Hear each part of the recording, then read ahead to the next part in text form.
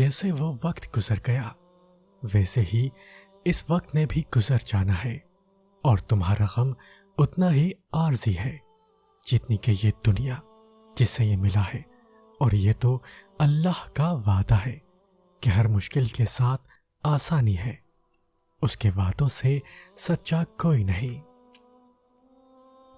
جب اللہ دیکھتا ہے کہ تم نے اس پر بھروسہ کرنا سیکھ لیا ہے تو وہ اس بھروسے کا ہاتھ پکڑ لیتا ہے اور تمہاری چاہت کو تم تک لانے کے لیے کن کا اشارہ کر دیتا ہے۔ اللہ تعالیٰ کبھی کسی کو تکلیف میں مبتلا نہیں کرتا، اکثر اوقات آزمائش ضرور دیتا ہے، صرف اپنے قریب کرنے کے لیے۔ انسان اپنے آپ کو ہمیشہ خود تکلیف میں ڈالتا ہے۔ یہ چھوٹی موٹی دنیاوی پریشانیاں اللہ کے نزدیک ذرہ برابر بھی نہیں، بلکہ رابطے کا ذریعہ ہے۔ جس نے تمہیں بنایا ہے وہی تمہیں جوڑ سکتا ہے، اس کی محبت پہ شک نہ کرنا۔ وہ آزمائش میں اکیلا کیسے چھوڑ سکتا ہے؟ اس کے فیصلوں پر یقین رکھو۔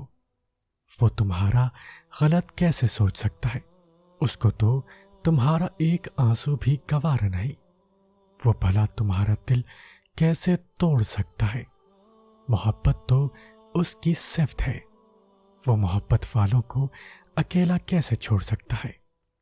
اس کو تو پسند ہے تمہارا مانگنا، وہ بھلا دعائیں کیسے خالی موڑ سکتا ہے؟ اللہ کے فیصلوں پر یقین رکھو، زندگی بہت آسان ہو جائے گی۔ سورہ مریم کا سبق: معجزے ہو سکتے ہیں، اللہ کی رحمت سے کبھی مایوس مت ہونا۔ اللہ اپنے بندوں کو کبھی تنہا نہیں چھوڑتا۔ اللہ آپ کو مشکلات سے نکال سکتا ہے۔ جب درد بڑھنے لگے تو چپکے سے اپنے رب کی طرف چلے جاؤ، کیونکہ دلوں کا سکون صرف اسی کی یاد میں ہے۔ دعائیں اللہ کو منا لیتی ہیں، وہ مان جائے گا۔ دعا کرنا مت چھوڑنا۔ سیاہ رات کو اجالا بنا دیتا ہے، وہ کن کہتا ہے اور ناممکن کو ممکن بنا دیتا ہے۔ حالات بڑے سخت ہو گئے ہیں، معاملات صحیح نہیں ہو رہے، جن پر بھروسہ تھا وہ دغا دے رہے ہیں۔ اب صبر نہیں ہو رہا، لیکن صبر اب ہی تو کرنا ہے۔ اسی کا تو اجر ہے جب سانس بھی نہ لیا جا رہا ہو، دل شکستہ ہو چکا ہو، تبھی تو صبر کرنا ہے۔ میری مانو، تھوڑا اور صبر کرو، وہ وقت بدل دے گا۔ ہمت نہ ہارو، وہ کہتا ہے کہ میں اپنے بندوں کو تنہا نہیں کرتا، تو بس یقین کے ساتھ صبر کرو۔ اللہ تمہارے ساتھ ہے اور وہ ہمیشہ تمہارے ساتھ رہے گا۔ وسیلے وہاں سے نہیں بن سکے جہاں سے تم نے سوچا تھا، تو یقین رکھو کہ وسیلے اب وہاں سے بنیں گے جہاں سے کوئی بھی تصور نہیں کر سکتا۔ میں نے اپنی زندگی سے یہی سیکھا ہے کہ اللہ سے محبت کر کے کوئی بھی دنیا کی محبت سے خالی نہیں رہتا۔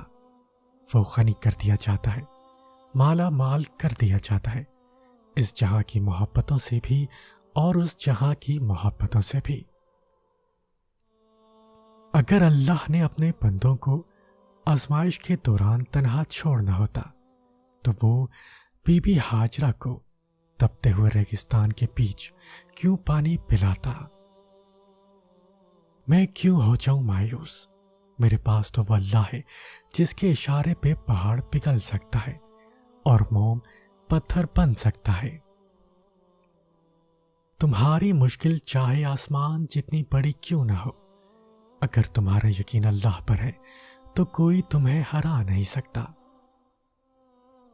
جب تم نماز پڑھ چکو تو اللہ کو یاد کرو، کھڑے اور بیٹھے اور کروٹوں پر لیٹے۔ اللہ کا ذکر دل کے لیے ایسا ہے جیسے مچھلی کے لیے پانی۔ نہ تو تمہارے رب نے تمہیں چھوڑا ہے اور نہ وہ بیزار ہو گیا ہے۔ جب ایک دروازہ بند ہوتا ہے تو دوسرا کھل جاتا ہے، مگر ہم اتنے نا امید ہوتے ہیں کہ اس بند دروازے کے غم میں کھلا دروازہ دیکھ ہی نہیں پاتے، اور یوں ہم وہ راستہ بھی گنوا دیتے ہیں۔ اس لیے مایوس کبھی مت ہونا، راہیں کھلی ہیں آپ کے آس پاس، بس ڈھونڈنا آپ کا کام ہے۔ یقین رکھنے والے یقین رکھتے ہیں اور راستے بنانے والا راستے بنا دیتا ہے، تو تم یقین اندیشوں میں پڑے ہو۔ منصوبے بھی وہ بناتا ہے اور راستے بھی وہی نکالتا ہے۔ تمہارا کام بس دعا کرنا ہے، صبر کی اس آخری سانس تک، جب تک تمہیں وہ مل نہیں جاتا جو تمہیں چاہیے۔ محبت اپنے بندوں سے کمال رکھتا ہے، وہ ایک اللہ ہے جو سب کا خیال رکھتا ہے۔